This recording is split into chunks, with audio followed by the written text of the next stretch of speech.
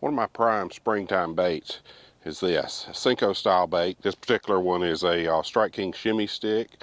I fish it a lot of times when the bass are up shallow, but before the water's gotten very warm, they want a bait with a lot of action to it.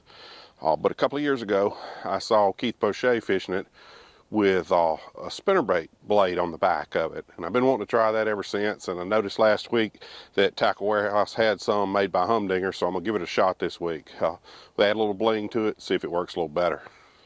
Now, these are called a Keith Poche power spinner. They come in a little packet like that. They've got the swivel and blade on a little stained water today, so we're going to throw a chartreuse blade.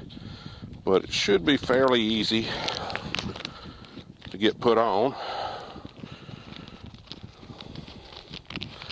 It's just got a screw lock in it, like we've seen on jigs and other baits for a number of years, and a really good swivel. So what we're going to do is take it and stick the screw lock in the tail, screw it in, and then we'll see what she looks like. Here we go. Same setup, just with a little bling. Let's give it a shot and see how it works. Let's give it a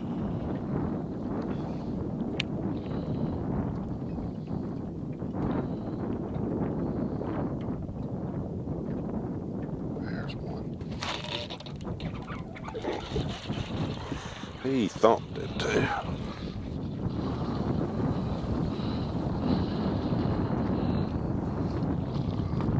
There you go.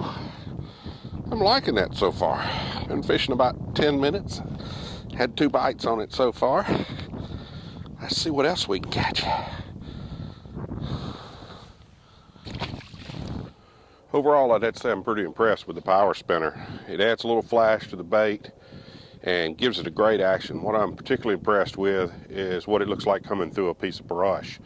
As it falls over a limb, you can really see that blade turning, and I can see where it would trigger a bite a lot of the times. Although it's not something I'd throw every day on my stick bait, I can see several situations where the power spinner would really be an added benefit.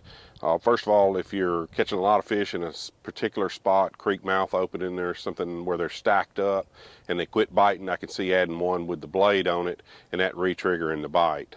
Second of all, if your water's a little more stained than what it's been, it'll give it a little flash since it's available in a selection of colors, and I think it'll help with the bite there. I'm particularly excited about trying it later this year when the bass move up on beds, either weightless or with a lightweight, swimming it up to the beds and stopping it there, and that blade giving it a little more action.